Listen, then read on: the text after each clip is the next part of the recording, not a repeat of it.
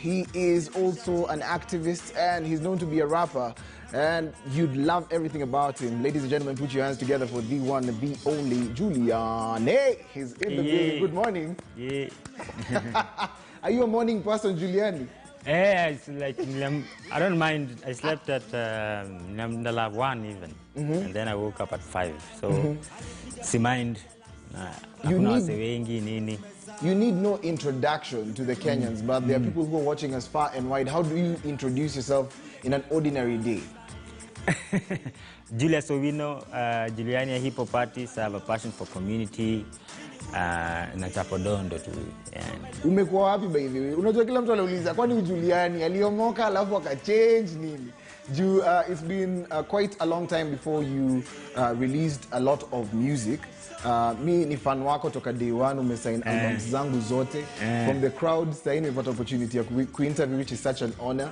Hebu tuambie, how is it? How have you been? And how have you been handling the... To us, it's been silence. To you, what have you been doing? I've been doing, mainstream release ngoma kwa public for a while.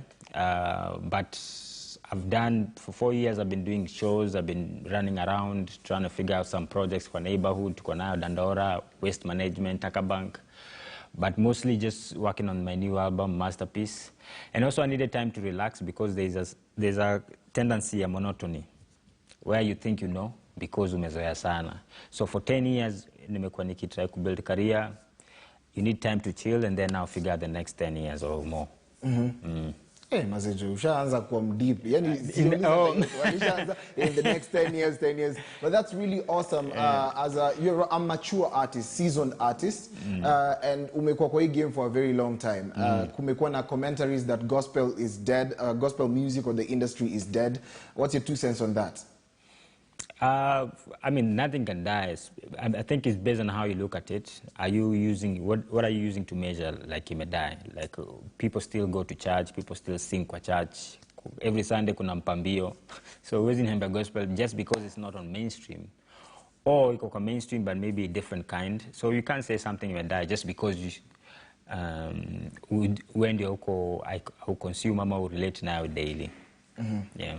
Kumekuwa na crossover moja bigi, wase wana crossover, unasikia gospel artist ame crossover, anadu secular artist ame crossover, anadu gospel, alafu collaborations zimekuwa mingi. Most recently umedu collabo na Willy Paul, wenye wase wengi wajui kama any komsa, wase wengi wajui kama anadu gospel ama secular.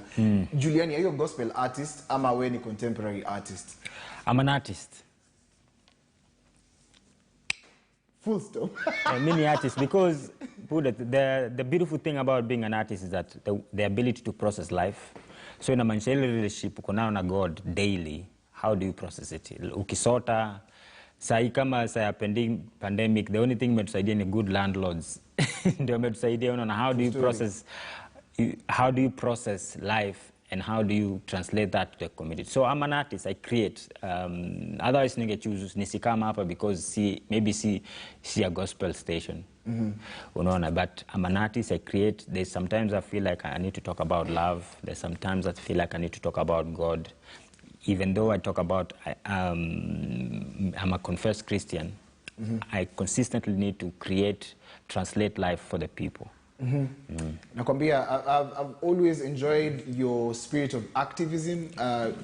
A few years back, mngekuwa na Mandela. For those who do not know Mandela, he's such an activist when it comes to music. Originally of Sarabi Band.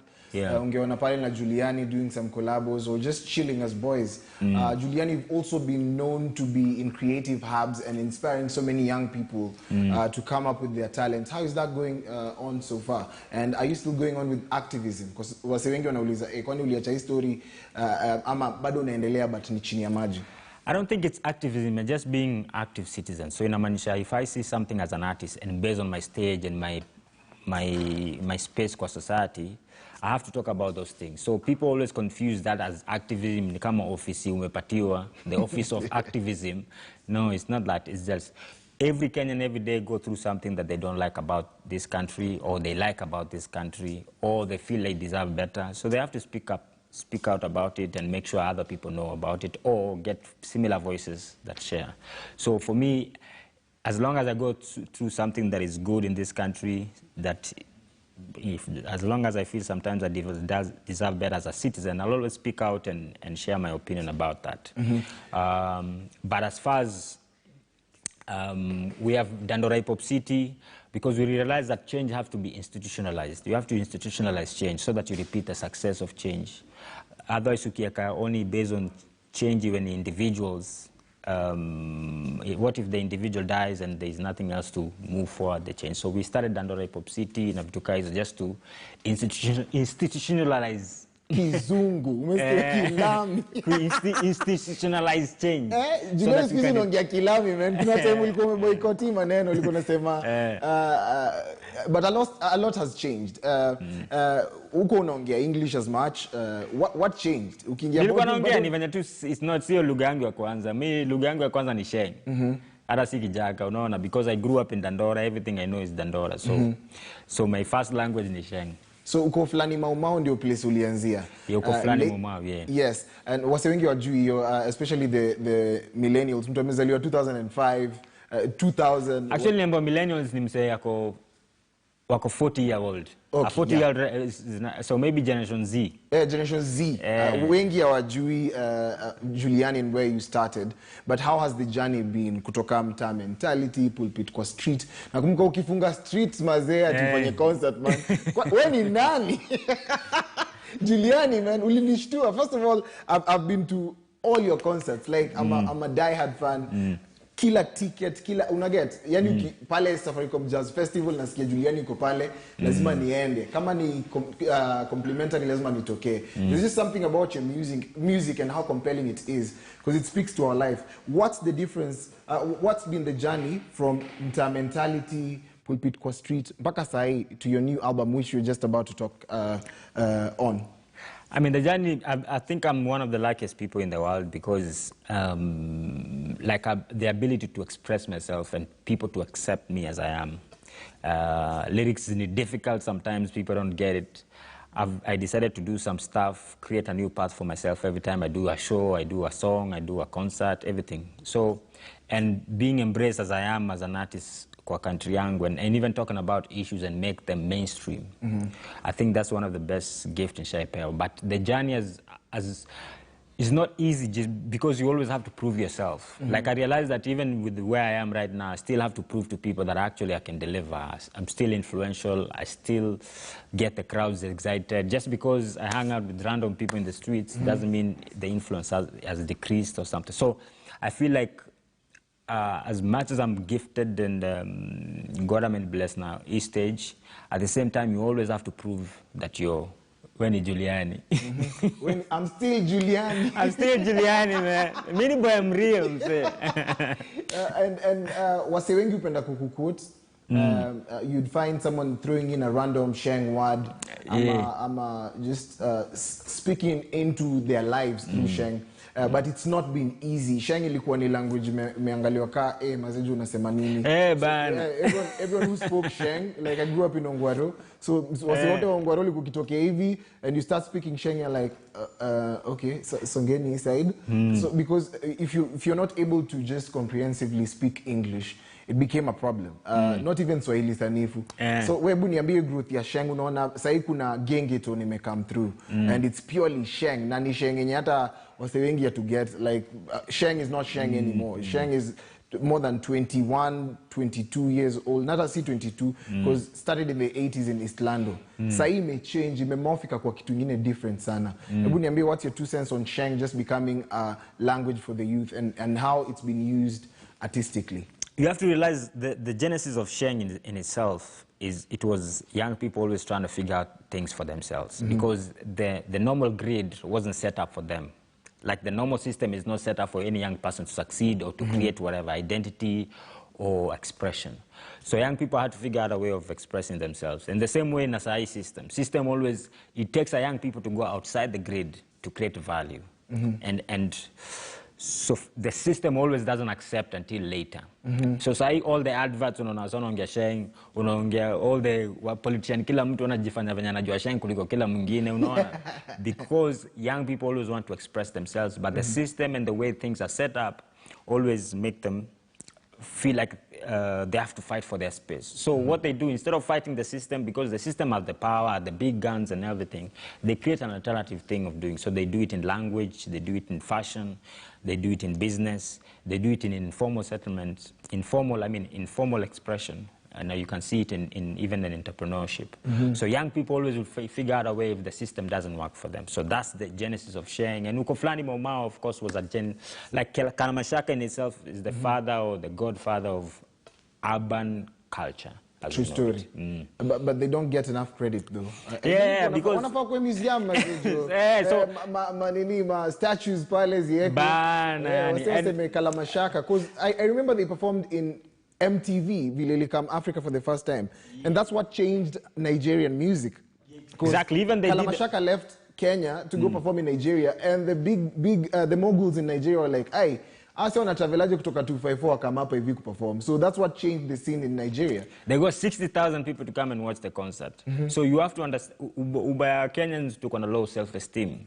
We always think somebody else's is better. Like the grass is always green at the other side. If you want to go to US, for example, and you're a Kenyan, you're still black, so you'll be still treated like a Mutumba citizen. No, so Mutumba citizen. You're a Mutumba citizen. So the only thing you have is your soil and what we have right now. So I think Kenyans have low self-esteem about what they have. But what you're trying to do with Dandora Hip Hop City, and also we working with Roba of Keishaka, trying to do something called the Royal Family Tree, the Kenyan Hip Hop Royal Family Tree. Basically set up a space where we're going to tell all these stories, or digitally, or even have a space where we have the pictures and stories about how everything came to be. Because how Sheng became, how Kalamashaka, how the setup was unique in itself, that those stories have to be told. But ita take sisi kukuwa na guts ya decide kufanya hizo vitu, naona, because like I always say, we always have to find value outside the grid. Itafanywa na nani kama sisi? Sisi. Moving on, you have a new album. Yeah, I want to talk about the album, but before albums, Ebu tuambie, everyone wants to know relationship yako na Bob Collymore, the late Bob Collymore, former CEO Safaricom. You were boys. But there is lessons that you learned. Real quick, just talk to us about one thing that you'd like to remember Bob with. Because so many people, I asked people, mkona maswali gani mnataka kuuliza Juliani, everyone was just talking about how did he meet Bob, how was the relationship like on the ground, was it a publicity stunt, was it truly that you guys were friends, or it's just something so dear to you that you want to share with us right now? I mean, real recognizes real. That's true story. But Bob, I think people don't understand the kind of person he was. He was so human, and it's in its deepest form that it was easy for him to connect with everybody else.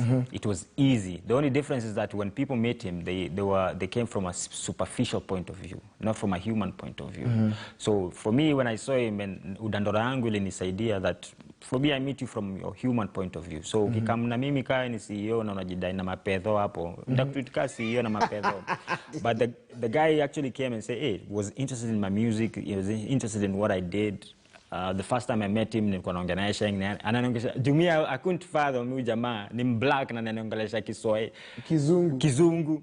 So I didn't register ni CEO bado. I did. So mimi anaongea na mimi Kizungu, mimi naongea naye. Mimi nilikuwa naongea naye kama fan. So naongea naye Sheng tu, awe pia na yeye unaniona. So I think over time yani relationship could grow, and he started inviting me in his house. We started hanging out, and then I can introduce Kwa Wambo and the whole family. So there's a time now, even like 2 months before he passed, we spent a big chunk of time na to Kwa Hao and just discussing the future, what he was thinking. Na yun time, his term was over, and then the president asked him to at least do 2 more years, and then of course he passed.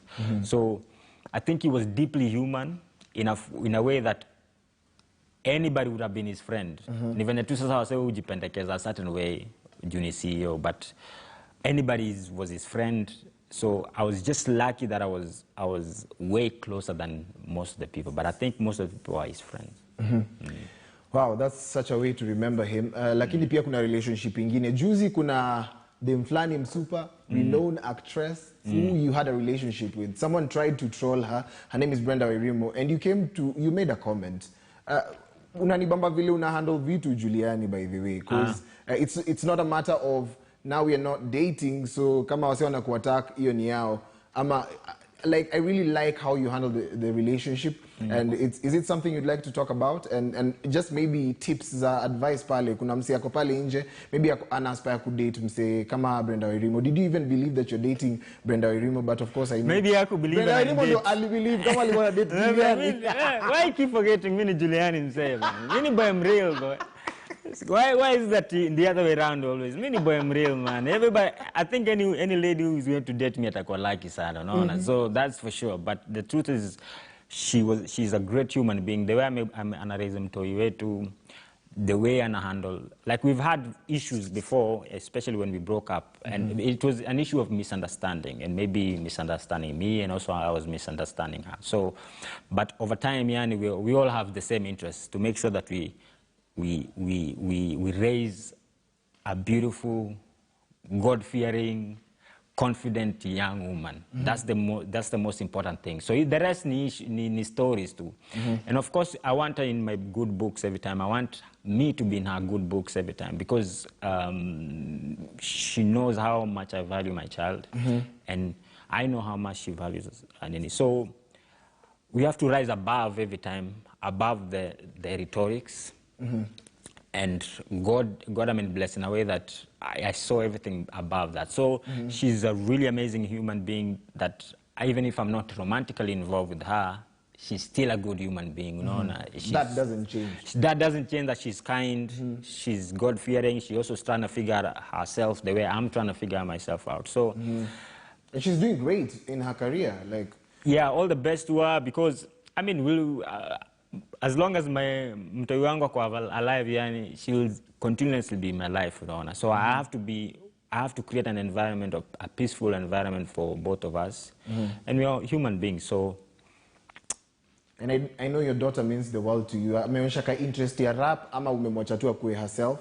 I saw her birthday was just the other day.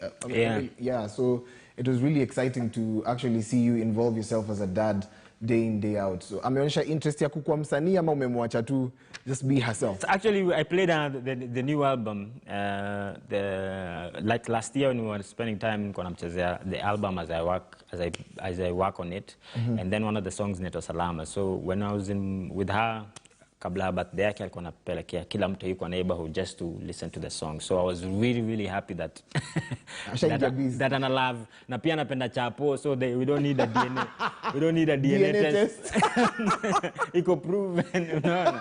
So ameshafika D, ashafika Dandora. Hajafika D. Sijamo expose sana to my world, of course, but I mean, she can be whatever she wants. I can choose whatever she wants to be. And I believe in the power of expression. So whatever she decides to, that's why we don't have her on social media and stuff, because she has an ability to decide who she wants to be. Okay, you know, that's really honorable. I have a problem with guys starting accounts for their kids. Kupiga picha kila siku na post mtoi who has no idea what's going on. But that's a discussion for another day. Let's talk real quick about your album. What's so unique about this album that I need to stop what I'm doing and go get it? This is the most personal album you'll ever hear from me. Okay, it's not, I mean, yet. But it's rich musically. What you know me for lyrically is rich. Choruses are amazing. Beat is something else. Big up DJ Octave. Big up Siokaya ni Decimo Records. They went big up Douche, Makoko. They went over and above everything to make sure that product imekam poa. So it's one of my proudest albums ever. Yet. Title? Masterpiece. Inaitwa Masterpiece. Tulitoa hii Wednesday. The packaging, yani pole singe come na packaging iko kwa wala, so wanafanya logistics for us. Errant guys ndio wanafanya logistics, so people will start getting their copies walianza get jana and today, and I know pia ume sample at least, so wenza nipatie maoni pia. Nakwambia there is a song unabonga juu ya Hagai as the intro.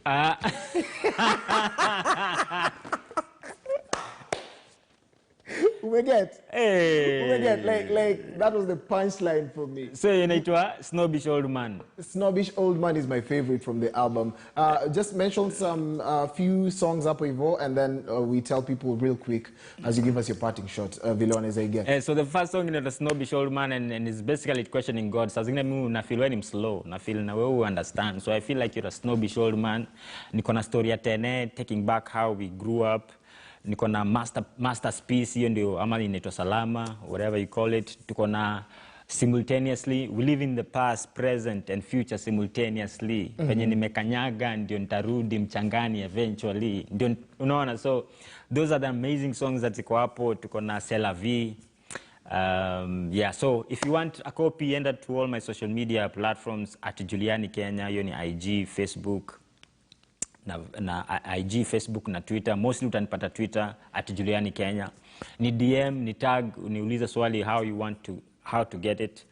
And of course mimi nitakujibu, na can't wait yani for kuona hiyo album kwa mkono yani. Yeah, and hopefully pia I'm hopefully trying to do something called Bid and Gig. And we're going to do it from February to March.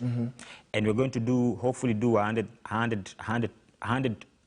club tours. And the club owners get to decide how much they pay me. So I don't need to decide. So we're trying to reconnect back to the fans and trying to promote the album. So nimewapatia clean slate. I mean, inaitwa sio clean slate.